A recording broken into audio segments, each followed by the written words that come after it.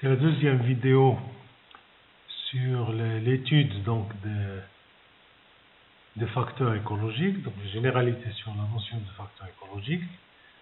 Dans cette vidéo, donc, on va définir cette notion de facteurs écologiques et voir quel est le mode de leur action, comment ils agissent sur les êtres vivants.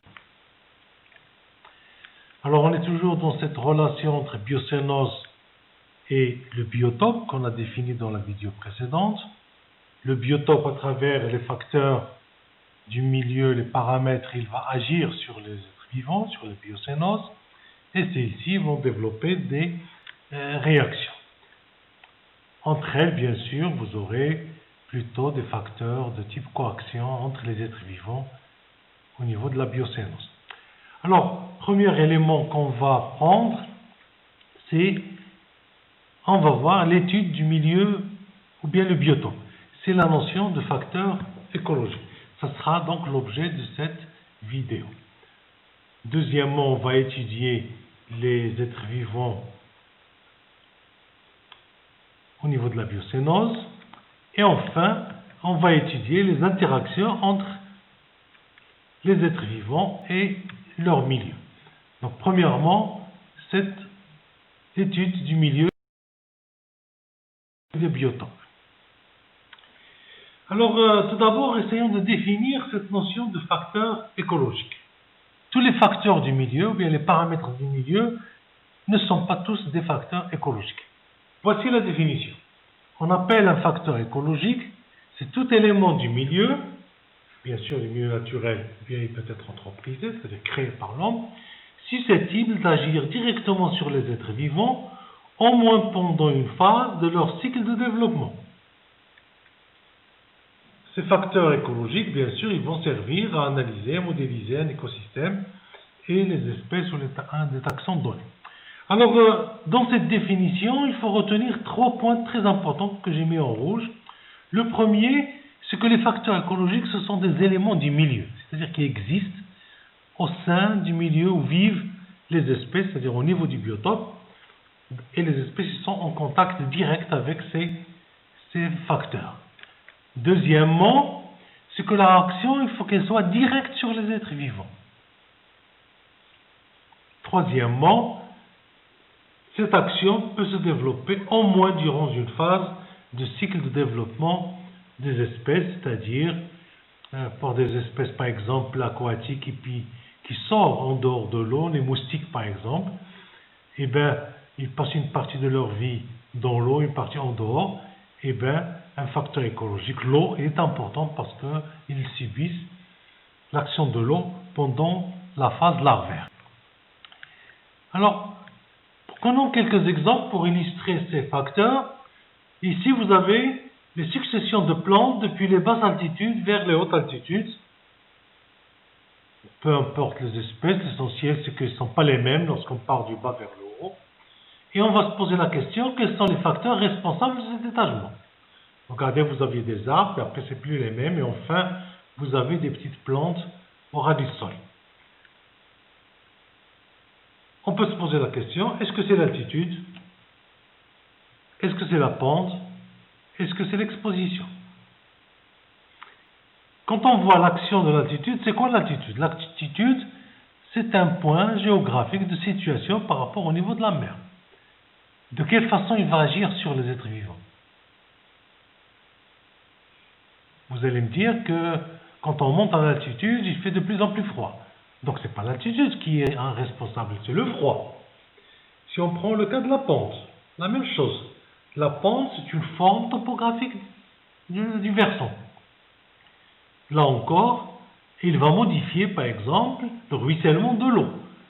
Donc ce n'est pas la pente qui est responsable de cet étagement, c'est plutôt la quantité d'eau qu'on va trouver dans chaque endroit. Donc c'est l'eau qui est importante.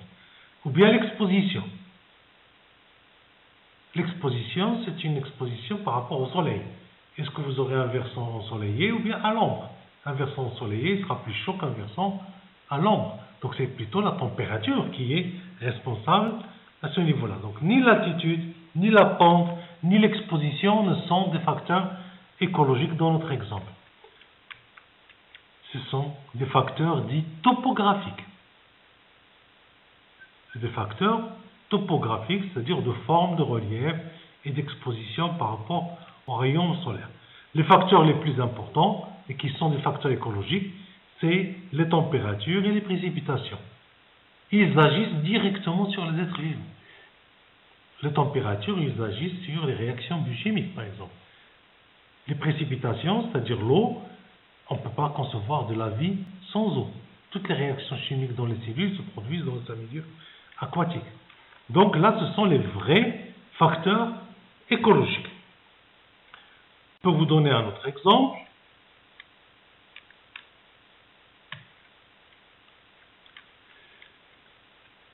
Vous avez là, sur cette diapo, vous avez un versant et un replat. Entre le haut et le bas, vous n'avez pas la même topographie, vous n'avez pas la même pente.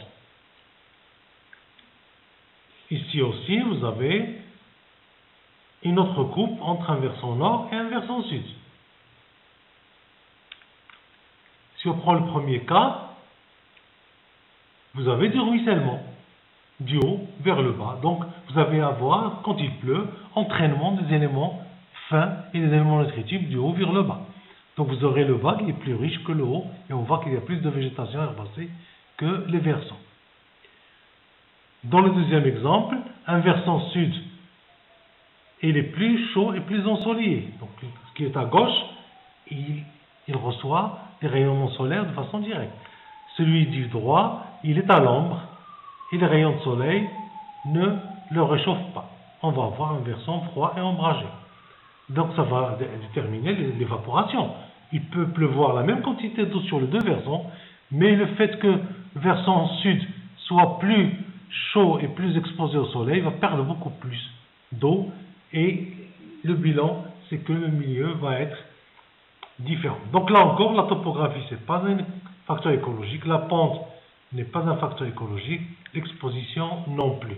Mais ces paramètres, qui sont des paramètres, comme on a vu tout à l'heure, des paramètres topographiques, ils modifient la nature du sol et sa richesse, ils modifient l'eau, ils modifient le facteur température. Ce sont les vrais facteurs écologiques. Avec ces exemples-là, donc, vous pouvez bien comprendre le phénomène, comment on peut retenir un facteur écologique de celui qui ne l'est. Alors maintenant, on va voir comment agit le facteur écologique. Premièrement, la première de type d'action, c'est l'élimination. Un facteur écologique, lorsque l'espèce ne peut pas le supporter, il va être éliminé. La conséquence et le résultat de cette action, c'est que c'est le facteur écologique qui va déterminer la répartition géographique des espèces et des biocénoses. C'est le facteur écologique qui détermine où les espèces peuvent exister, où ils n'existent pas. Par exemple, dans la région de Marrakech, les espèces de la montagne ne peuvent pas descendre parce qu'il fait très chaud. Le facteur température élevée va les bloquer vers la montagne, par exemple. Deuxième type d'action, c'est que le facteur écologique, il va provoquer des modifications, notamment les modifications qui vont affecter le taux de mortalité et le taux de fertilité. Ce sont deux paramètres qui déterminent la dynamique des populations. Le taux de mortalité, on va l'obtenir quand? Lorsque vous allez avoir un facteur défavorable. Lorsque le facteur écologique devient défavorable, que font les espèces? Ils réduisent leur population par une augmentation de la mortalité. Ce qui va rester, c'est les individus les plus forts, les plus adaptés. Mais on peut avoir le taux contraire, c'est le taux de fertilité qu'on va obtenir lorsque le facteur est favorable. Lorsque le facteur est favorable, il va provoquer plutôt des actions très favorables. Et bien sûr, le jeu entre ces deux taux, taux de mortalité, taux de fertilité, c'est lui qui va déterminer la dynamique des populations, la densité des populations, le cycle de développement des espèces, les phénomènes de migration. Par exemple, les phénomènes de migration, lorsque le facteur devient défavorable dans une région, eh bien, les individus vont quitter ce lieu pour aller vers un autre qui est plus favorable. Troisième mode d'action, c'est l'apparition d'adaptation. Le facteur écologique, il va provoquer l'apparition d'adaptations particulières chez les autres. Pour pouvoir résister, les espèces ils vont, cette fois-ci, ne pas être éliminées, ne pas se déplacer ou bien jouer sur le taux de mortalité ou de fertilité, mais ils vont rester affronter le facteur, même s'il est défavorable, parce qu'ils vont développer des adaptations. Donc, vous avez entre 1, 2 et 3, les 3 modes de l'action du facteur écologique. Le mode élimination lorsque l'espèce ne le supporte pas du tout. Le mode modification, l'espèce elle va s'adapter en jouant sur ses taux de mortalité, ne garder que la taille de la population compatible avec sa résistance au facteur écologique, ou bien l'adaptation, l'espèce ne quitte pas les lieux, elle reste sur place et elle affronte le facteur écologique. Alors regardons dans le détail ces questions d'adaptation. On va avoir 2 types d'adaptations. Tout d'abord, des adaptations d'ordre morphologique, qu'on appelle aussi des adaptations qualitatives. Et vous avez des adaptations physiologiques, ou bien métaboliques, ou bien quantitatives. Les adaptations morphologiques, c'est des adaptations de forme, de l'extérieur. On ne peut pas les qualifier, on ne peut pas les mesurer. Par exemple, l'ours polaire, avec l'exemple que je vous ai donné la dernière fois, il va subir le froid, qu'est-ce qu'il fait? Il développe une fourrure, un manteau, une fourrure très épaisse qui le protège du froid. Ou bien il va dormir, provoquer l'hibernation.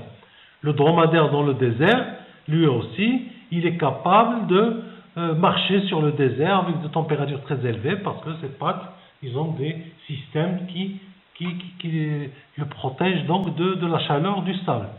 Ou bien des adaptations cette fois-ci physiologiques, métaboliques ou quantitatives, ce sont des adaptations très profondes dont le corps même des individus, par exemple, un dromadaire dans le désert, comment il résiste au manque d'eau, eh bien, il ne va pas uriner tout le temps.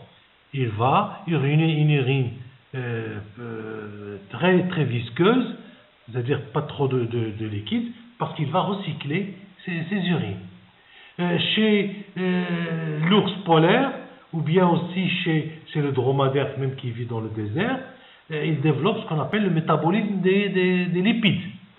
Vous savez que les graisses qu'on va trouver chez l'ours polaire va l'aider à résister à la période de l'hiver. Parce que justement cette graisse c'est de l'énergie, c'est des molécules très énergétiques, les lipides, mais aussi ces lipides, leur métabolisme, ils libèrent des molécules d'eau.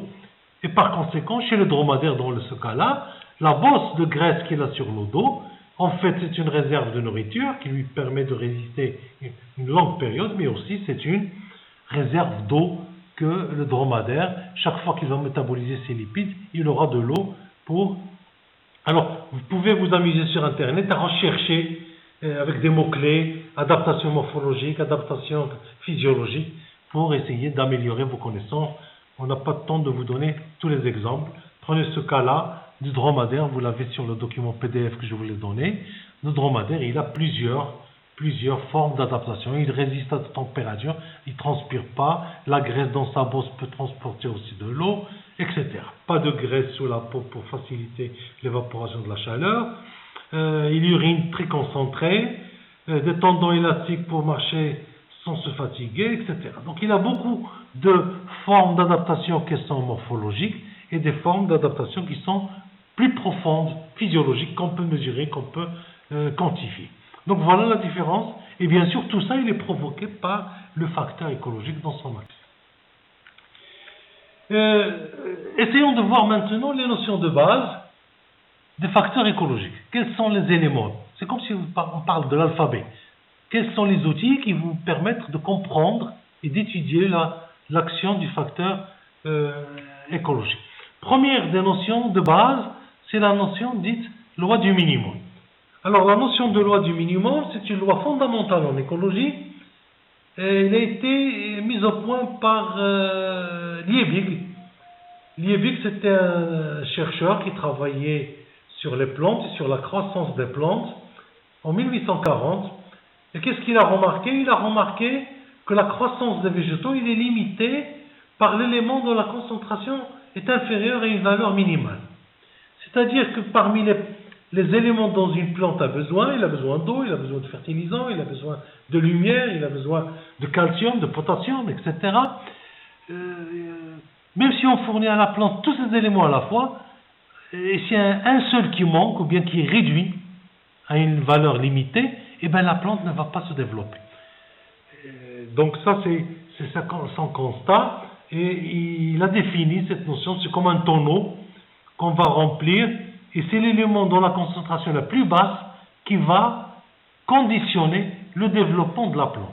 Si par exemple ici c'est N, c'est l'azote manque, même si les autres sont suffisamment abondants, eh bien l'azote lui-même il provoque des problèmes et un arrêt de la croissance de la plante.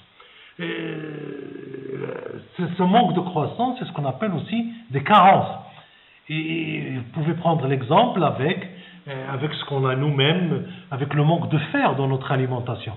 Si notre alimentation n'est pas suffisamment riche en fer, ça provoque des anémies.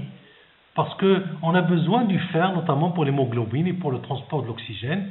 Et du coup, si on n'a pas de fer, on ne peut pas fabriquer d'hémoglobine. Et si on n'a pas d'hémoglobine, on ne peut pas assurer le transfert de l'oxygène, une bonne oxygénation de notre corps. Et on a des maladies par le manque, ce qu'on appelle les maladies de carence. Donc ça, c'est à partir de ces observations, Liebig, il a défini. Donc voilà, vous pouvez vous amuser à lire un petit peu ce texte qui vous montre un petit peu comment Liebig, il a pu déterminer cette notion de loi du minimum. Alors à partir de cette loi du minimum, on va passer à une nouvelle notion, c'est la loi dite de facteur limitant. Alors qu'est-ce qu'on entend par facteur limitant? C'est un facteur écologique dont la carence, c'est-à-dire le manque, empêche un phénomène biologique, la croissance par exemple, ou la vie d'une espèce. Il peut même carrément bloquer son développement et son existence. C'est ce qu'on appelle la loi du minimum, et elle est basée sur les lois établies aussi par Liebig avec sa notion de loi du minimum. Dans cette notion de facteur limitant, un facteur il peut être limitant par l'absence, c'est-à-dire quand vous avez un élément qui manque, mais on peut avoir aussi l'excès, quand il y en a trop. Par exemple, si on prend la température basse, il élimine certaines espèces. Et la température élevée, il élimine aussi certaines espèces. On va illustrer ceci avec ce petit schéma. Cette ligne montre les valeurs prises par un facteur écologique. Alors, vous avez deux limites, une limite inférieure et une limite supérieure, au-delà desquelles les espèces sont éliminées. Les espèces sont éliminées. Une espèce donnée, par exemple, il ne peut pas aller au-delà de cette limite inférieure. Donc, il est éliminé. Le facteur, il est limitant. Il ne peut pas dépasser aussi la limite supérieure. Donc, là encore, la notion de facteur, il est limitant à ce niveau-là. Et bien, l'espèce, elle va se développer entre les deux, entre la limite inférieure et la limite supérieure, ce que j'ai marqué avec la petite flèche verte. Les deux flèches bleues, ils montrent la zone éliminée. Cette zone centrale, on l'appelle aussi la zone tolérée, c'est-à-dire la zone supportée par l'espèce, une espèce donnée. Donc ça, c'est un schéma. Alors, dans la réalité, on peut obtenir des choses de ce genre. En abscisse, vous avez l'intensité du facteur écologique. En ordonnée, vous avez la densité. Et bien, vous avez les deux limites. Et la courbe, il représente donc la répartition de l'espèce. On peut mettre la densité, l'effectif, le poids, ce qu'on veut. Et bien, vous avez plusieurs zones. La zone A, c'est la zone où l'espèce est éliminée. C'est une zone létale. La zone B, l'espèce va être rare. Et enfin, la zone C, on l'appelle aussi la zone optimale. C'est la zone où vous avez le maximum de développement de l'espèce. A, B, C. A, zone espèce absente. B, zone où l'espèce est rare. Et C. Donc ça, c'est le modèle de réaction de toutes les espèces vis-à-vis d'un facteur donné. On peut prendre par exemple la concentration de température, de calcium dans le sol, ou bien la température, tous les facteurs que vous voulez. Troisième notion, après la notion de loi du minimum et de facteurs limitants, la notion de valence écologique. Alors, définissons cette notion. La valence écologique d'une espèce, elle représente sa capacité à supporter des variations plus ou moins grandes d'un facteur écologique. Une espèce, elle va supporter des variations d'un facteur écologique.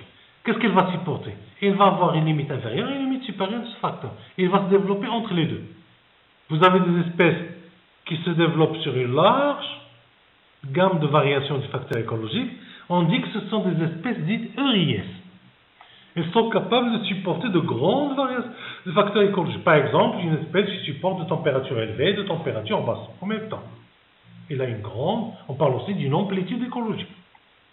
Donc ces espèces-là, on va dire, ils ont une grande valence écologique. Vous avez des espèces qui sont dites sténoïdes. Sténoïdes, c'est-à-dire qu'elles ne supportent que de faibles variations de facteurs écologiques.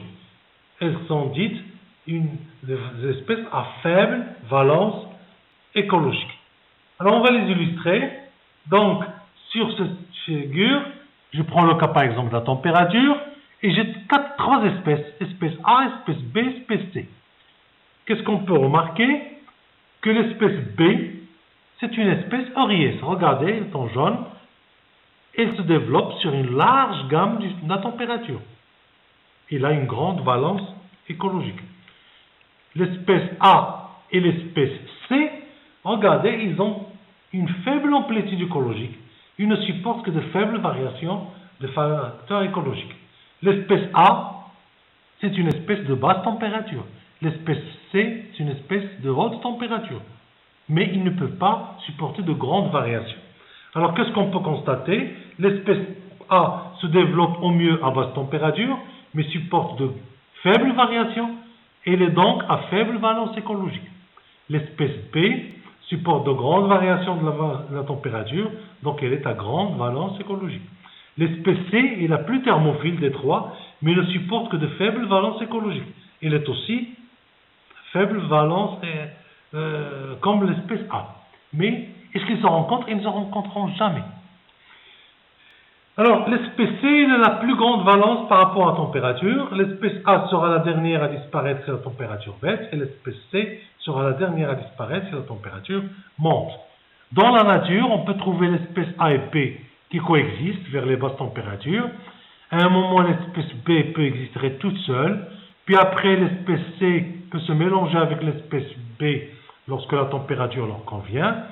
L'espèce C est éliminée, mais regardez, l'espèce B peut continuer. Au-delà, il peut supporter des températures encore plus élevées. C'est une espèce ERIS.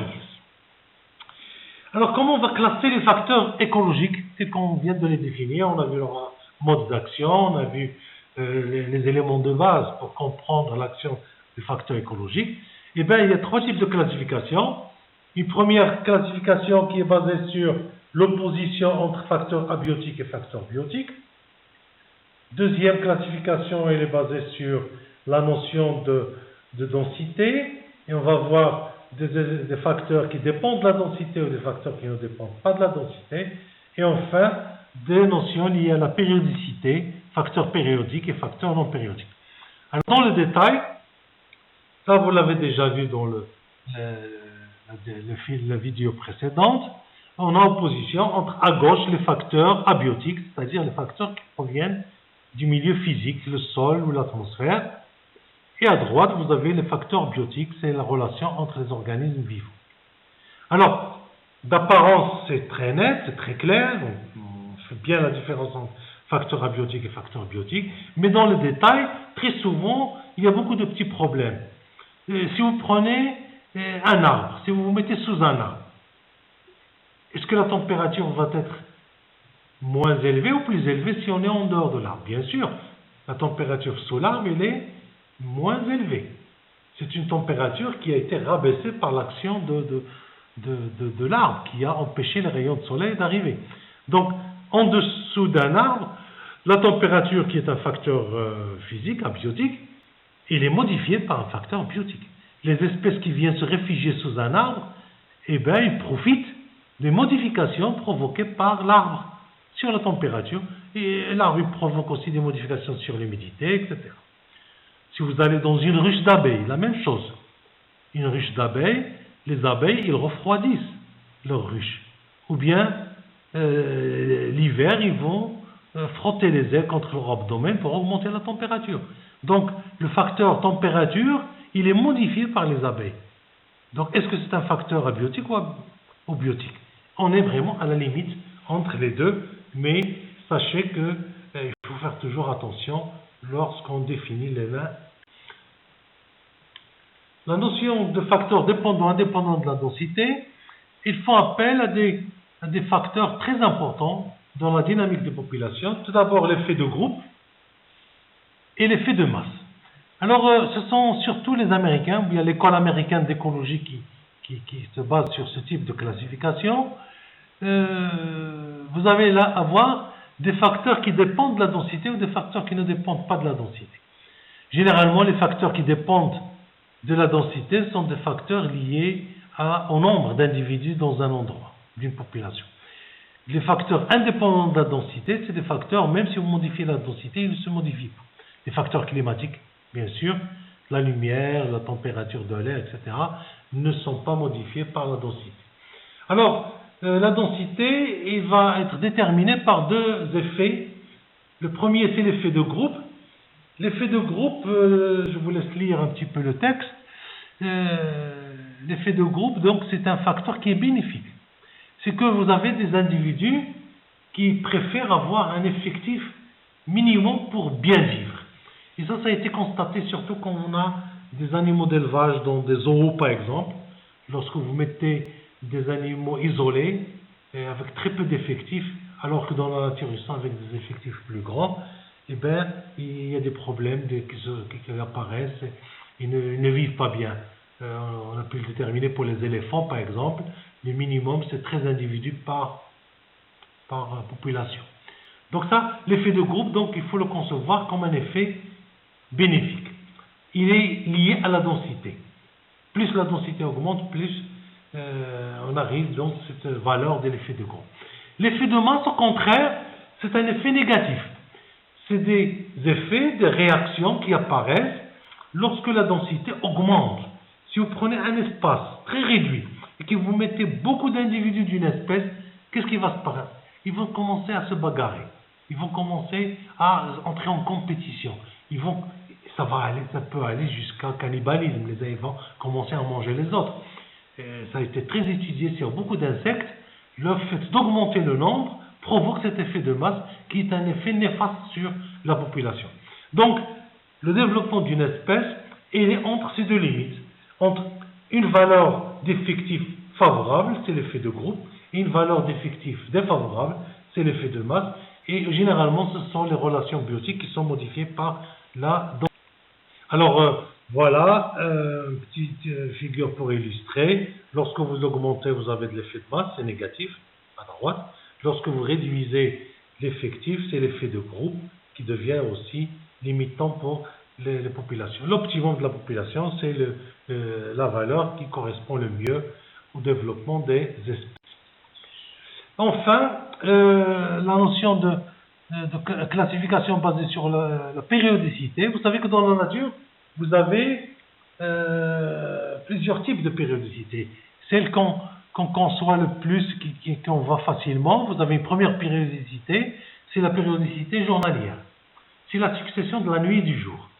Il est lié au fait que la Terre il tourne sur elle-même et donc elle expose sa surface pendant 24 ans au Soleil. Une période c'est la nuit, une période c'est le jour. Et vous avez une seconde période qui est plus grande, c'est lorsque la Terre fait un tour autour du Soleil. Et là, dans ce cas-là, il le fait en une année, en 4 saisons, et vous avez la succession des 4 saisons justement. Alors là encore, vous avez des facteurs qui vont être périodiques, c'est-à-dire qu'ils se reproduisent de la même façon, en fonction de la période. Est-ce qu'elle est journalière ou bien est-ce qu'elle est saisonnière? Périodicité journalière, par exemple, l'activité des oiseaux. Vous avez des oiseaux qui sont très actifs la nuit et qui dorment le jour. Ou bien vous avez des cycles de floraison des plantes. Donc, entre le printemps, les plantes ils perdent leurs feuilles.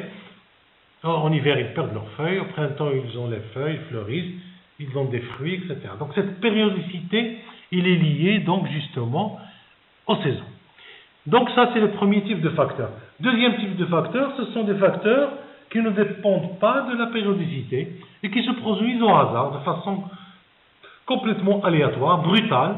C'est le cas par exemple des orages, des inondations, des incendies, de l'action de l'homme, et bien sûr ce sont des facteurs qui sont généralement qui causent des catastrophes pour les populations et pour les biocénoses et les écosystèmes en général. Donc voilà pour cette diapo et à la prochaine.